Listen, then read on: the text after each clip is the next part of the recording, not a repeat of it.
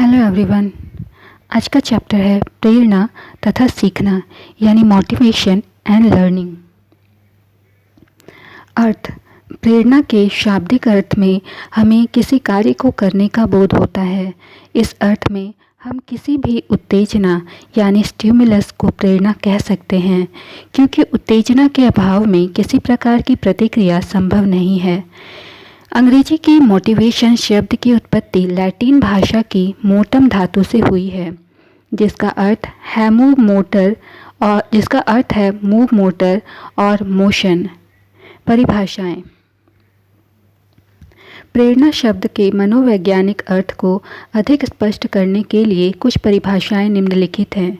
यथा गुण के अनुसार प्रेरणा कार्य को आरंभ करने, जारी रखने और नियमित करने की प्रक्रिया है।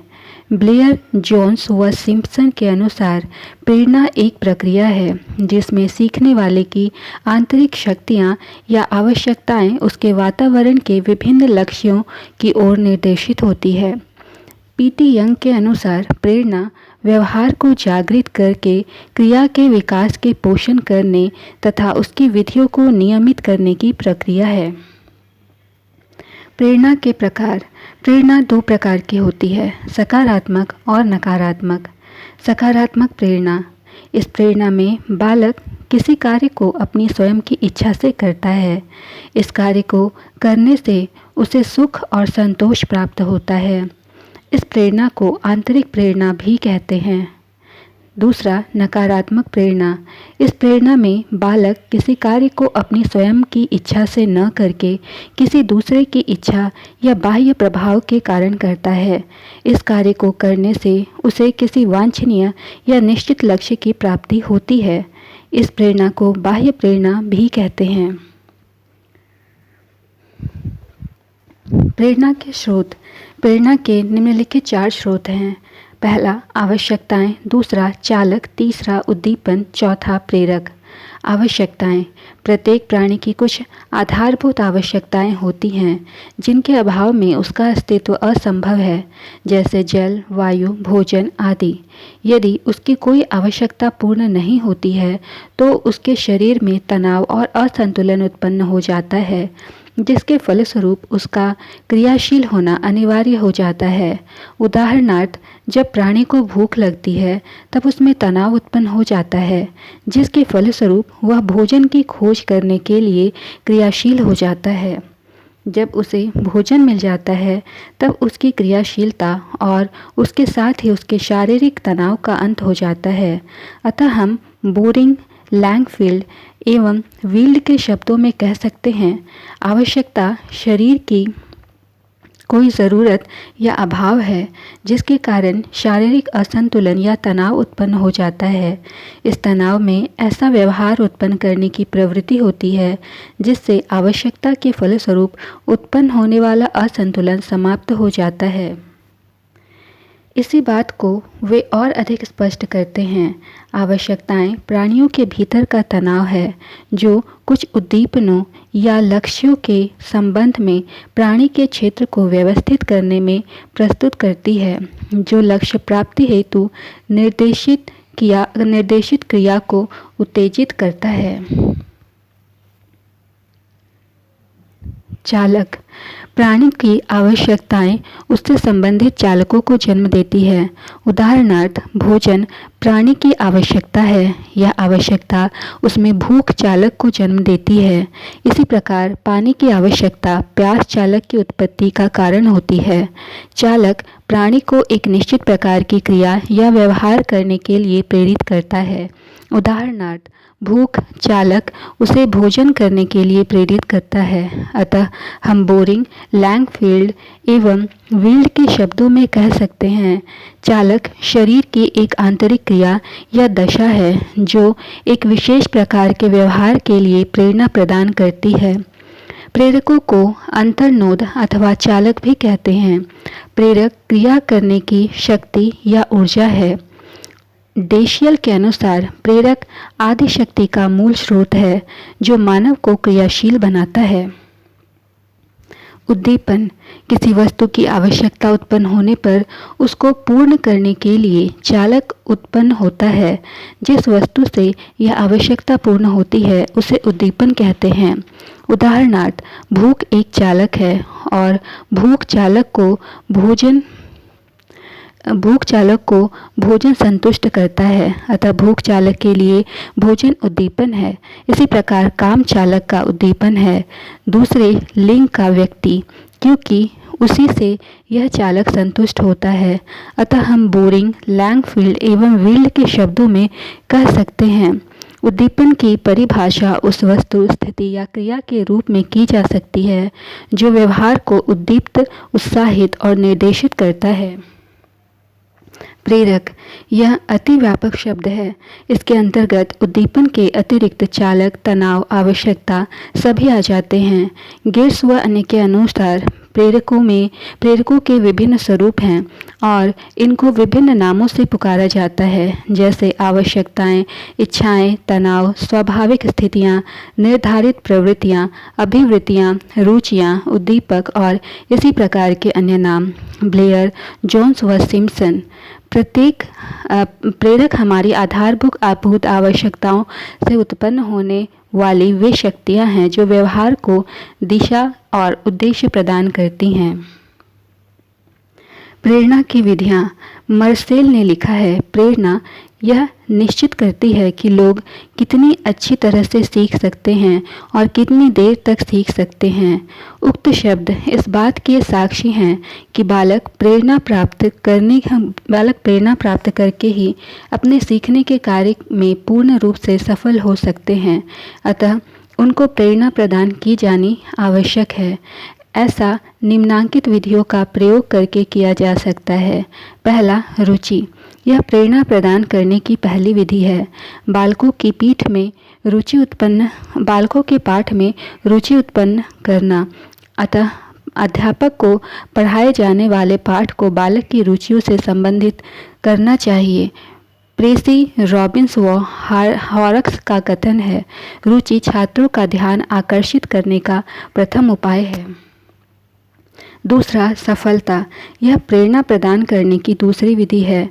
बालकों को उनके कार्यों में सफल बनाना, अर्थात अध्यापक को सदैव यह प्रयास करना चाहिए कि बालकों को सीखने वाले कार्यों में हमेशा सफलता प्राप्त हो। फ्रैंडसन का मत है, सीखने के सफल अनुभव अधिक सीखने की प्रेरणा देते हैं। तीसरा, प्रतिद्वंद्विता। प्रेरणा प्रदान करने की यह तीसरी विधि है। शिक्षा शास्त्र के संपूर्ण इतिहास में प्रतिद्वंद्विता को प्रेरणा प्रदान करने के लिए प्रयोग किया गया है। चौथा, सामूहिक कार्य। प्रेरणा प्रदान करने की चौथी विधि है। बालकों को सामूहिक कार्यों में भाग लेने के लिए प्रोत्साहित करना। पांचवा, प्रशंसा। प्रशंसा प्रेरणा करने की यह पांचवी विधि है। उचित समय और स्थान पर प्रयोग किए जाने पर प्रशंसा प्रेरणा का एक महत्वपूर्ण कारक है। छठा, आवश्यकता का ज्ञान। प्रेरणा प्रदान करने की यह छठी विधि है। हरलॉक के शब्दों में बालकों की मुख्य आवश्यकताएं उसके सीखने में उद्दीपनों का कार्य करती हैं। सातवां, परिणाम का ज्ञान। प्रेरणा प्रदान करने की यह सातवीं विधि है। वुडवर्थ ने लिखा है, प्रेरणा परिणामों के तात्कालिक ज्ञान से प्राप्त होती है। आठवां, खेल विधि का प्रयोग। प्रेरणा प्रदान करने की आठवीं विधि है बालकों को शिक्षा देने के लिए खेल विधि का प्रयोग करना। अतः शिक्षक को खेल विधि का प्रयोग करके बालकों को शिक्षा देनी चाहिए। नौवां, सामाजिक कार्यों में भाग। प्रेरणा प्रदान करने के लिए यह नौवीं विधि है। फ्रैंडसन के अनुसार बालकों और युवकों को प्रेरणा देने की साधारणतया सबसे प्रभावशाली विधि है उनको उन अर्थपूर्ण सामाजिक कार्यक्रमों में रचनात्मक कार्य करने के अवसर देना जिनको व्यक्ति और समाज दोनों महत्वपूर्ण समझते हैं। 10वां, कक्षा का वातावरण। प्रेरणा प्रदान करने की यह 10वीं तथा अंतिम विधि है। फ्रैंडसन ने ठीक ही लिखा है, अच्छा शिक्षक प्रभावशाली प्रेरणा के लिए शिक्षण सामग्री से संपन्न, अर्थपूर्ण और निरंतर परिवर्तनशील कक्ष के वातावरण पर निर्भर रहता है। प्रेरणा देने वाले घटक। जॉन पी डिस्को ने अभिप्रेरणा देने वाले 4 घटकों की विवेचना की है। पहला उत्तेजना, दूसरा आकांक्षा, तीसरा प्रोत्साहन और चौथा दंड। उत्तेजना किसी प्राणी की उत्तेजित होने की सामान्य अवस्था है। डोनाल्ड हैब के अनुसार उत्तेजना अथवा जागरूकता शक्ति प्रदान करती है, लेकिन दिशा निर्देश प्रदान नहीं करती। यह एक इंजन के समान है, लेकिन उसका मार्ग परिवर्तित करने वाला साधन नहीं। उत्तेजना व्यक्ति की सक्रियता के लिए आवश्यक घटक माना जाता है। इसके 3 स्तर होते हैं, उच्च, मध्य तथा निम्न। व्यक्ति को यह उत्तेजना 2 स्रोतों से मिलती है। पहला आंतरिक उत्तेजना स्रोत, दूसरा बाह्य उत्तेजना स्रोत। दूसरा आकांक्षा। आकांक्षा का उत्तेजना स्तर से सीधा संबंध है। हम उस स्थिति में उत्तेजित हो उठते हैं जब हम देखते कुछ हैं और देखना कुछ चाहते हैं। जो हम देख रहे होते हैं वह परसेप्शन है और जो हम देखना चाहते हैं वह एक्सपेक्टेंसी है। जब इन दोनों के मध्य अंतर हो जाता है तो हम उत्तेजित हो जाते हैं। मैकले लैंड लिखते हैं, पी तथा ई में डिस्क्रिपेंसी अधिक होने पर हमें दुख होता है और अंतर कम होने पर सुख प्राप्त होता है। इसलिए डिस्क्रिपेंसी का एक निश्चित स्तर घटना तथा आशाओं के बीच रखना चाहिए। पूर्व अनुमानित संतोष को हम वैलेंस कहते हैं तथा वास्तविक संतोष को वैल्यू। इस प्रकार कोई व्यक्ति जिस बल से कार्य करता है वह एक्सपेक्टेंसी और वैलेंस का गुणनफल होता है, अर्थात F बराबर E इंटू V। ब्रूम लिखते हैं, आकांक्षा एक क्षणिक विश्वास है कि ऐसा करने से ऐसा होगा। तीसरा प्रोत्साहन लक्ष्य तक पहुंचने का साधन होता है। इनका स्वरूप पुरस्कार के रूप में भी हो सकता है और संकेत के रूप में भी। जब वे किसी ऐसे उद्दीपक से जुड़ जाते हैं जो इनकी उपस्थिति बताता है तो ये प्राणी को उत्तेजित कर देते हैं, अर्थात व्यक्ति के व्यवहार को उभारते हैं और उसे गति प्रदान करते हैं। हल एवं स्पेंस मानते हैं कि यूं तो प्राणी का व्यवहार मूलतः चालक द्वारा ही संचालित होता है, लेकिन वे ये भी मानते हैं कि कभी कभी आत्म प्रोत्साहन प्रेरणा का कार्य करता है। स्किनर कहते हैं कि पुनर्बलन ही प्रोत्साहन है, अर्थात धनात्मक तथा ऋणात्मक पुनर्बलन ही प्रोत्साहन का काम करते हैं। धनात्मक पुनर्बलन धनात्मक पुरस्कार होता है तथा ऋणात्मक पुनर्बलन ऋणात्मक पुरस्कार होता है।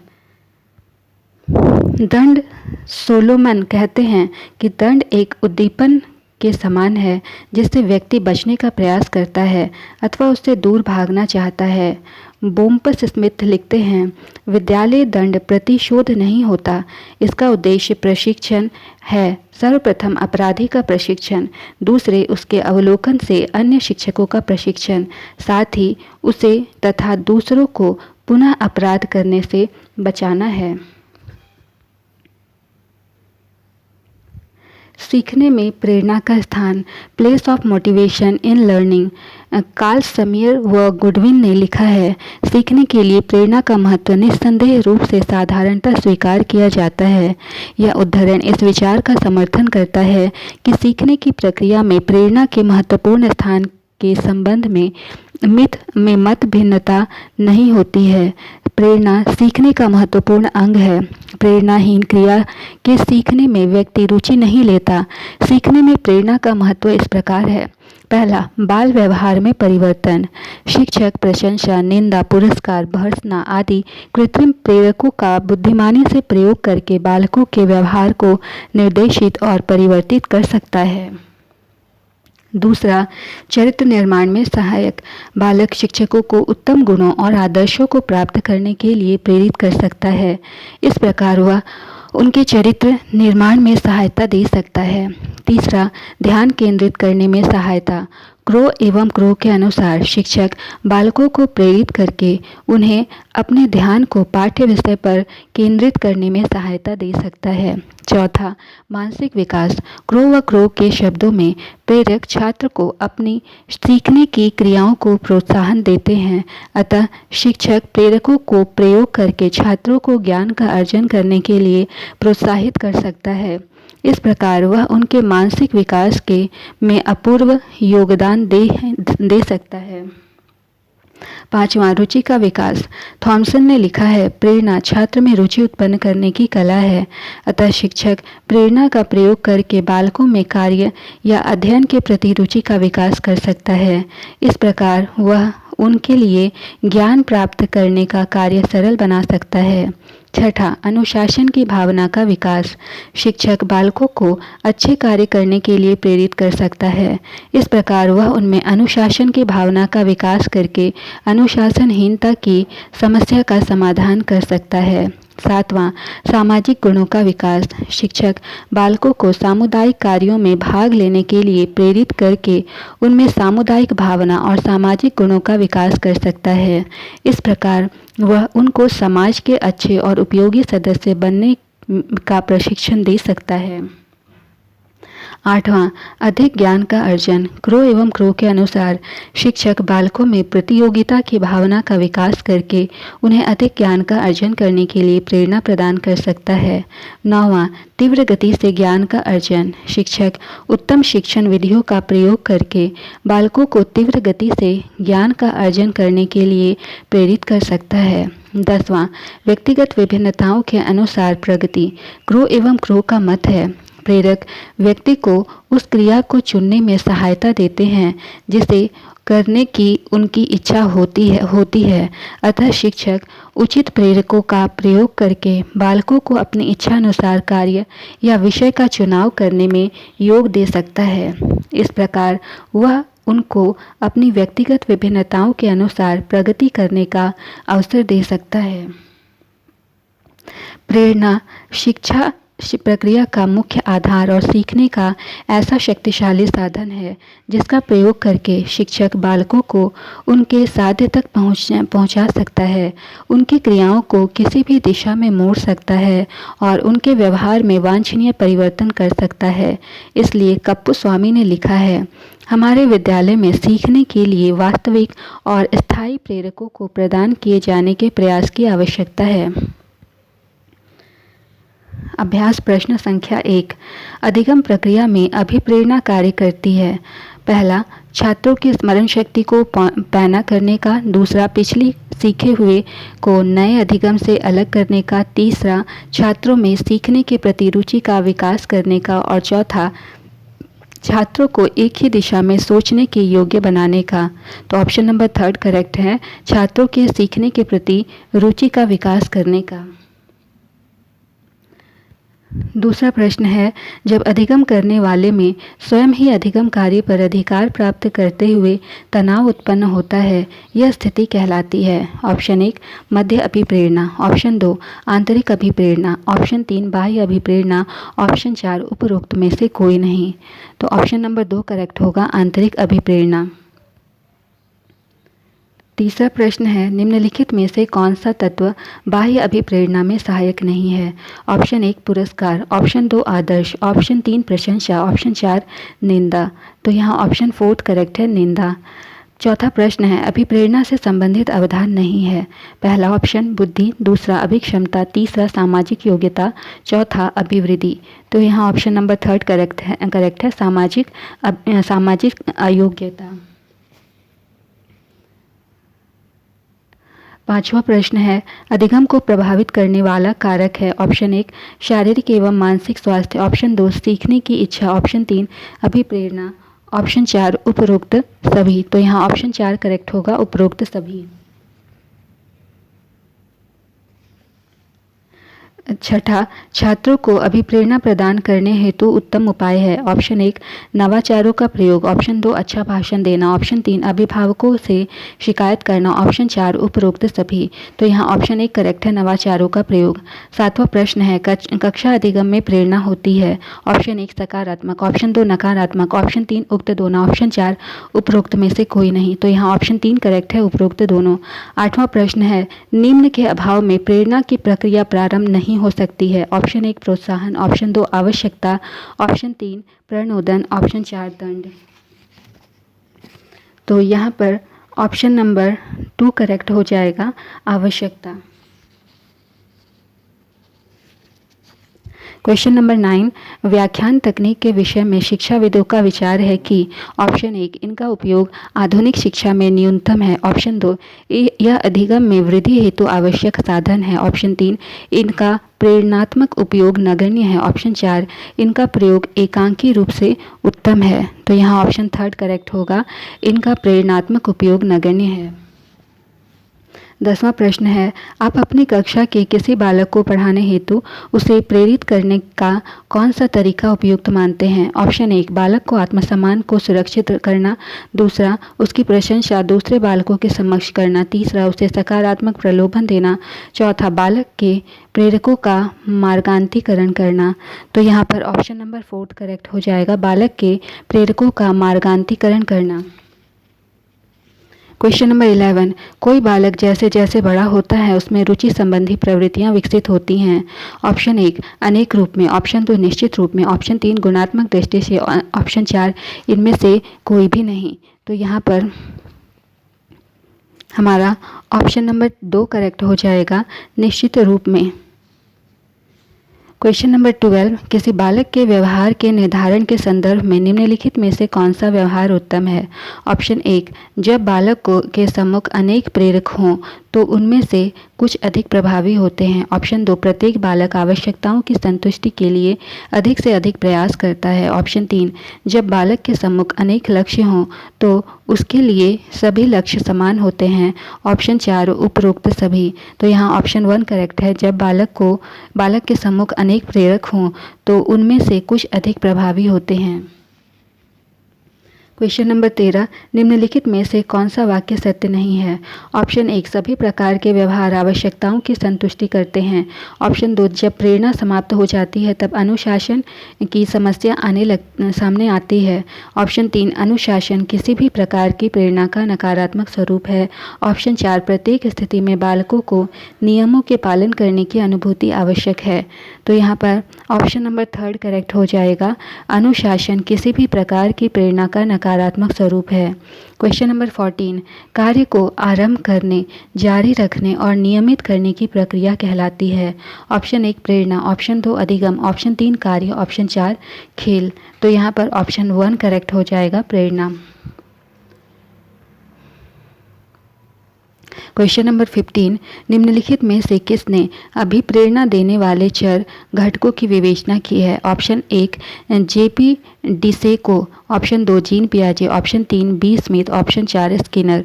तो यहाँ पर ऑप्शन 1 करेक्ट हो जाएगा, जेपी डिसेको। क्वेश्चन नंबर 16, निम्न में से किसको यह अभिप्रेरित शिक्षण का संकेतक माना जाता है। ऑप्शन 1 कक्षा में अधिकतम उपस्थिति, ऑप्शन 2 शिक्षक द्वारा दिया गया उपचारात्मक कार्य, ऑप्शन 3 विद्यार्थियों द्वारा प्रश्न पूछना, ऑप्शन 4 कक्षा में एकदम खामोशी। तो यहाँ ऑप्शन नंबर 3 करेक्ट है, विद्यार्थियों द्वारा प्रश्न पूछना। क्वेश्चन नंबर 17, किसी बालक में प्रेरणा के माध्यम से सुधार किया जा सकता है। ऑप्शन 1 उसके व्यवहार में, ऑप्शन 2 उसके चरित्र में, ऑप्शन 3 उसकी अनुशासन की भावना में, ऑप्शन 4 उपरोक्त सभी। तो यहाँ ऑप्शन 4 करेक्ट है, उपरोक्त सभी। क्वेश्चन नंबर 18 है, आप अपनी कक्षा के एक पिछड़े छात्र में अधिगम की गति को तीव्र करना चाहते हैं जिससे कि वह सामान्य छात्रों की श्रेणी में आ सके। इसके लिए आप निम्न में से क्या उपाय अपनाएंगे। ऑप्शन 1 उत्तम शिक्षण विधियों का प्रयोग करते हुए उसे सही दिशा में प्रेरित करेंगे। ऑप्शन 2 उसके माता पिता से उसकी शिकायत करेंगे। ऑप्शन 3 उसको पूरी कक्षा के समक्ष दंडित करेंगे। ऑप्शन 4 उपरोक्त सभी। तो यहाँ पर ऑप्शन नंबर 1 करेक्ट हो जाएगा, उत्तम शिक्षण विधियों का प्रयोग करते हुए उसे सही दिशा में प्रेरित करेंगे। क्वेश्चन नंबर 19, सीखने में प्रेरणा का स्थान अत्यंत महत्वपूर्ण है क्योंकि इससे बालकों में ऑप्शन 1 व्यक्तिगत विभिन्नताओं में कमी होती है, ऑप्शन 2 शारीरिक विकास होता है, ऑप्शन 3 अनुशासन की भावना का विकास होता है, ऑप्शन 4 सामाजिक गुण सीमित होते हैं। तो यहाँ ऑप्शन नंबर 3 करेक्ट हो जाएगा, अनुशासन की भावना का विकास होता है। क्वेश्चन नंबर 20, निम्नलिखित में से क्या एक अभिप्रेरणा की विधि नहीं है? ऑप्शन 1 रुचि, ऑप्शन 2 सफलता, ऑप्शन 3 अनुशासनहीनता, ऑप्शन 4 प्रशंसा। तो यहाँ ऑप्शन 3 करेक्ट है, अनुशासनहीनता। क्वेश्चन नंबर 21, प्रेरणा के संबंध में आवश्यकता के सिद्धांत का प्रतिपादन किया है। ऑप्शन 1 हेनरी मरे, option 2 Maslow, option 3 Skinner, option 4 Goldstein. तो यहाँ पर ऑप्शन नंबर 1 करेक्ट है, हेनरी मरे। क्वेश्चन नंबर 22, मैस्लो ने अपने अभिप्रेरणा सिद्धांत में कितने प्रेरकों की चर्चा की है? Option 1 3, option 2 5, option 3 7, option 4 9। तो यहाँ ऑप्शन 2 करेक्ट हो जाएगा, 5। तो इसी के साथ हमारी आज की क्लास कंप्लीट होती है। मिलते हैं अगले क्लास में एक नए चैप्टर के साथ। वीडियो देखने के लिए धन्यवाद।